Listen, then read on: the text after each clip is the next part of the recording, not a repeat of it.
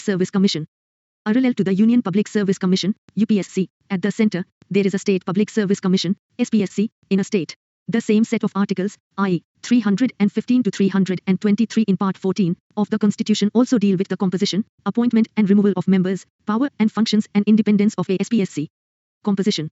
A State Public Service Commission consists of a chairman and other members appointed by the governor of the state. The Constitution does not specify the strength of the commission but has left the matter to the discretion of the governor. Further, no qualifications are prescribed for the Commission's membership except that one half of the members of the Commission should be such persons who have held office for at least 10 years either under the Government of India or under the government of a state. The Constitution also authorizes the governor to determine the conditions of service of the chairman and members of the Commission. The chairman and members of the Commission hold office for a term of 6 years or until they attain the age of 62 years 1, whichever is earlier. In the case of UPSC, the age limit is 65 years. However, they can relinquish their offices at any time by addressing their resignation to the governor. The governor can appoint one of the members of the SPSC as an acting chairman in the following two circumstances to a. When the office of the chairman falls vacant, or b. when the chairman is unable to perform his functions due to absence or some other reason. The acting chairman functions till the person appointed as chairman enters on the duties of the office or till the chairman is able to resume his duties. Removal. Although the chairman and members of a SPSC are appointed by the governor, they can be removed only by the president, and not by the governor. The president can remove them on the same grounds and in the same manner as he can remove a chairman or a member of the UPSC. Thus, he can remove him under the following circumstances: a. If he is adjudged and insolvent, i.e., has gone bankrupt, or b. If he engages, during his term of office, in any paid employment outside the duties of his office, or c. If he is, in the opinion of the president, unfit to continue in office by reason of infirmity of mind or body. 3. In addition to these, the president can also remove the chairman or any other member of SPSC for misbehavior. However, in this case, the president has to refer the matter to the Supreme Court for an inquiry. If the Supreme Court, after the inquiry, upholds the cause of removal and advises so, the president can remove the chairman or a member. Under the provisions of the Constitution, the advice tendered by the Supreme Court in this regard is binding on the president. However, during the course of inquiry by the Supreme Court, the governor can suspend the concerned chairman or member, pending the final removal order of the president on receipt of the report of the Supreme Court. Further, the Constitution has also defined the term misbehavior in this context.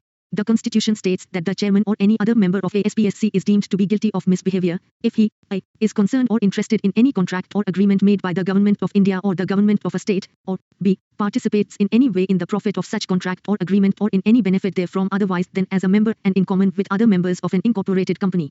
Independence. As in the case of UPSC, the Constitution has made the following provisions to safeguard and ensure the independent and impartial functioning of a SPSC. The chairman or a member of a SPSC can be removed from office by the president only in the manner and on the grounds mentioned in the Constitution. Therefore, they enjoy the security of tenure. b. The conditions of service of the chairman or a member, though determined by the governor, cannot be varied to his disadvantage after his appointment. c. The entire expense including the salaries, allowances and pensions of the chairman and members of a SPSC are charged on the consolidated fund of the state. Thus, they are not subject to vote of the state legislature. d. The chairman of a SPSC, on ceasing to hold office, is eligible for appointment as the chairman or a member of the UPSC or as the chairman of any other SPSC, but not for any other employment under the Government of India or a state. e. A member of a SPSC, on ceasing to hold office, is eligible for appointment as the chairman or a member of the UPSC, or as the chairman of that SPSC or any other SPSC, but not for any other employment under the Government of India or a state. F. The chairman or a member of a SPSC is, after having completed his first term, not eligible for reappointment to that office, that is, not eligible for second term. Functions. A SPSC performs all those functions in respect of the state services as the UPSC does in relation to the central services. I. It conducts examinations for appointments to the services of the state. b. It is consulted on the following matters related to personnel management. I. All matters relating to methods of recruitment to civil service and for civil posts. 2. The principles to be followed in making appointments to sea services and posts and in making promotions and transfers from one service to another. 3. The suitability of candidates for appointments to civil service and posts, for promotions and transfers from one service another, and appointments by transfer or deputation. T. Concerned departments make recommendations for promotive and request the SPSC to ratify them. 4. All disciplinary matters affecting a person serving under the government of the state in a civil capacity including memorials petitions relating to such matters. These include censure, severe disapproval, withholding of increments, withholding of promotions, recovery of pecuniary loss, reduction to lower service or rank, demotion, compulsory retirement, removal from service, dismissal from service. 4. B. Any claim for reimbursement of legal expenses incurred by civil servant in defending legal proceedings instituted against him in respect of acts done in the execution of his official duty. 6. Any claim for the award of a pension in respect of injuries sustained by a person while serving under the government, the state, and any question as to the amount of any such award. 7. Any other matter related to the personnel management.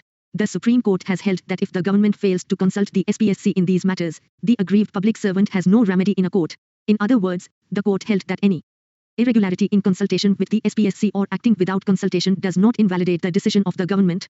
Thus, the provision is directory and not mandatory. Similarly, the court held that a selection by the SPSC does not confer any right to the post upon the candidate. However, the government is to act fairly and without arbitrariness or malefides. The additional functions relating to the services of the state can be conferred on SPSC by the state legislature. It can also place the personnel system of any local authority, corporate body or public institution within the jurisdiction of the SPSC. Hence, the jurisdiction of SPSC can be extended by an act made by the state legislature. The SPSC presents, annually, to the governor a report on its performance.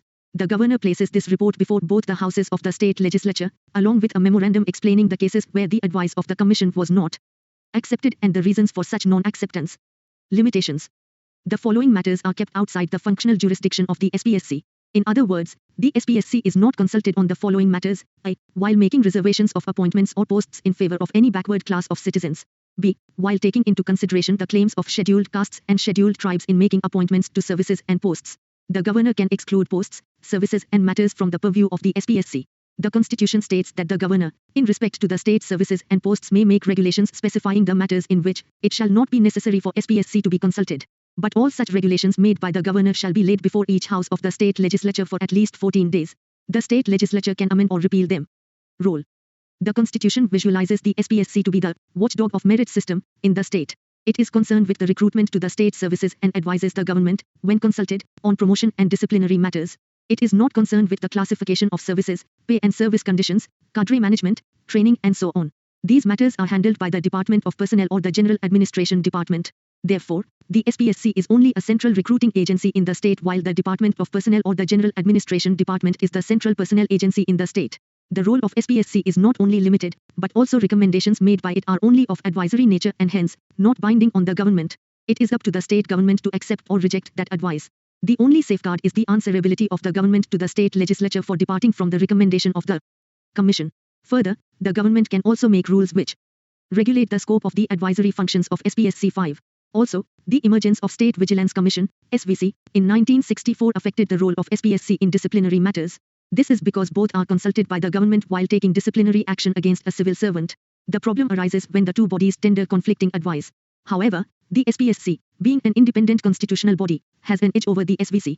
Finally, the SPSC is consulted by the governor while framing rules for appointment to judicial service of the state other than the posts of district judges. In this regard, the concerned state high court is also consulted. Joint State Public Service Commission. The Constitution makes a provision for the establishment of a Joint State Public Service Commission, JSPSC, for two or more states. While the UPSC and the SPSC are created directly by the Constitution, a JSPSC can be created by an Act of Parliament on the request of the state legislatures concerned. Thus, a JSPSC is a statutory and not a constitutional body. The two states of Punjab and Haryana had a JSPSC for a short period, after the creation of Haryana out of Punjab in 1966. The chairman and members of a JSPSC are appointed by the President. They hold office for a term of 6 years or until they attain the age of 62 years, whichever is earlier. They can be suspended or removed by the President. They can also resign from their offices at any time by submitting their resignation letters to the President. The number of members of a JSPSC and their conditions of service are determined by the President. A JSPSC presents its annual performance report to each of the concerned state governors. Each governor places the report before the state legislature. The UPSC can also serve the needs of a state on the request of the state governor and with the approval of the President. As provided by the Government of India Act of 1919, a Central Public Service Commission was set up in 1926 and entrusted with the task of recruiting civil servants. The Government of India Act of 1935 provided for the establishment of not only a Federal Public Service Commission but also a Provincial Public Service Commission and Joint Public Service Commission for two or more provinces. Table 44.1 Articles related to SPSC at a glance. Article No. Subject Matter. 315 Public Service Commissions for the Union and for the States. 316 Appointment and term of office of member. 317 Removal and suspension of a member of a Public Service Commission. 318 Power to make regulations as to conditions of service of members and staff of the Commission. 319 Prohibition as to the holding of office by members of Commission on ceasing to be such members. 320 Functions of Public Service Commissions. 321 Power to extend functions of Public Service Commissions. 322 Expenses of Public Service Commissions. 323 Reports of Public Service Commissions. Notes and references. 1. Originally, it was 60 years. The 41st Amendment Act of 1976 raised it to 62 years. 2. Added by the 15th Amendment Act of 1963. 3. In 1993, the Supreme Court ruled that appointment of a university professor, known to be blind, as a member of a SPSC cannot be set aside on the ground of infirmity of body or mind. 4. The difference between removal and dismissal is that the former does not disqualify for future employment under the government while the latter disqualifies for future employment under the government. 5. Such rules are known as the SPSC, Exemption from Consultation, Regulations. I. 45 Finance Commission.